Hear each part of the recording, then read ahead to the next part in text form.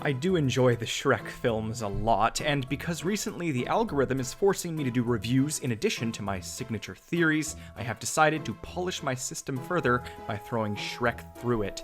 Be warned, you need to have seen all 4 films, or I guess just skip to the end and see what I rated them.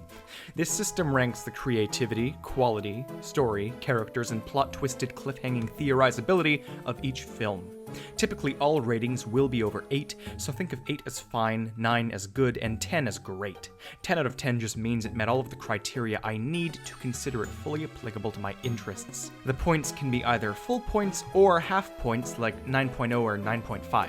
This is probably better for ranking each film in relation to each other, as opposed to, well, just some arbitrary numbers. I had to do a bit of wiggle room to curb my nostalgic biases, but here we go. All 4 films ranked, rated, let's do this. The original Shrek is hilarious and awesome, great music, a complex plot, sort of like the ultimate fairy tale crossover. Its plot is densely packed as the films go on, but the first film, well, while I may give it full points, a 10 out of 10 here for creativity, its plot misses 2 half points from being perfect because it feels very contained still. It opens up more later, but this 9 out of 10 plot only focuses on the 3 main characters in Farquaad. But they're good, so I'll give characters here a 10. Quality is great, but it improves slightly later, and the music and VFX become more pretty as time goes on. It gets a 9.5 out of 10 right here though still. Finally, its confusing plot twist mysteries. While the film is full of complexity and intrigue, it's considerably more straightforward than the ones to follow it, so I give it an 8.5 here. This means the first Shrek movie is averaged at a 9.4 out of 10 rating, meaning I enjoyed it 94% of the time and give it an A-. Shrek II is absolutely my favorite film of the bunch, maybe even one of my favorite animated films of all time. That may be controversial, but what is not controversial is that it kept the high and improved on lots that Shrek the First initiated, but I think it's slightly better, and aside from the bias, here's why. The fairy godmother, Prince Charming, Far Far Away, Puss in Boots, a royal conspiracy, tons of magic, and the lasting climax. Creatively, it drops from a 10 to only 9.5 points. I mean, it's still amazing. Besides, it's compensated for in quality, which goes up to 10 points, as opposed to the 9.5 the first film got. This is because of course, the music, animation, voice acting, all of it. Only improvements.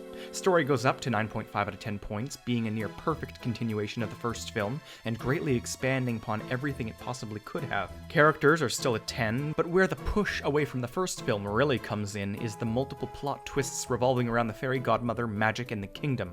It's a very twisty, conspiratorial plot, and it raises a whole point up from 8.5 to a wonderful 9.5 out of 10 rating. This means that on average, Shrek II is rated an amazing 9.7 out of 10 points, meaning I enjoyed this movie a whopping 97% of the time. That's an A rating. Shrek III is hated by some, and while I am not one of those people, I understand why it is the case. It feels like a less exciting continuation of the second film. Don't worry, I account for this in the creativity front and center, dropping it down to an 8.5 out of 10 points, as opposed to the near perfection this franchise has been used to.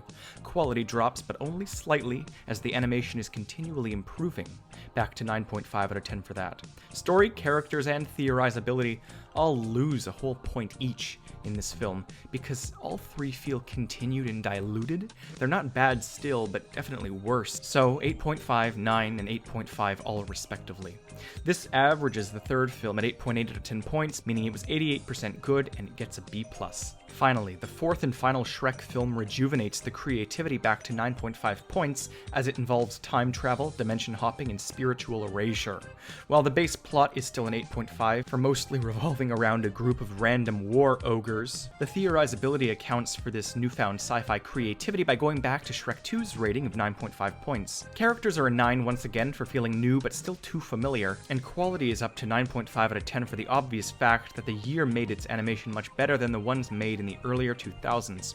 Shrek 4 is then a 9.3 out of 10 rating, 93% enjoyable, and A-. I had to do a lot of wiggle room to get it to a ranking slightly worse than the first film. I prefer the first film, but it lacks a broader world, the same animation quality, and the plot twistedness. I managed, however. All of these films average at around 9.3 out of 10 points, but what does the franchise as a whole look like when thrown through the system? Well, Shrek as a franchise is one of the best animated things ever created. It's extraordinarily creative, full points, and it's got an enormous story and brilliantly developed characters, both 10s as well. And it becomes increasingly more confusing and complex as it goes on, which means theorizability is overall a 9. It could be more complicated. Quality is a 9.5 out of 10 rating, as it was amazing, but still made in the earlier 2000s, so things have since improved. Averaging these, this DreamWorks franchise is rated as high as its best, at 9.7 out of 10 points. I enjoyed Shrek 97% of the time and give it an A rating. I highly recommend it and all of my theories on it, whether it be my 4 theories on the fairy godmother's full evil plan, or my videos on how Donkey has magical babies, or my full timeline of the films. You'll see, I love them. I might review Kung Fu Panda or Madagascar next. A theory is coming this Friday, and until next time, I'm the Theorizer. Get shrieked!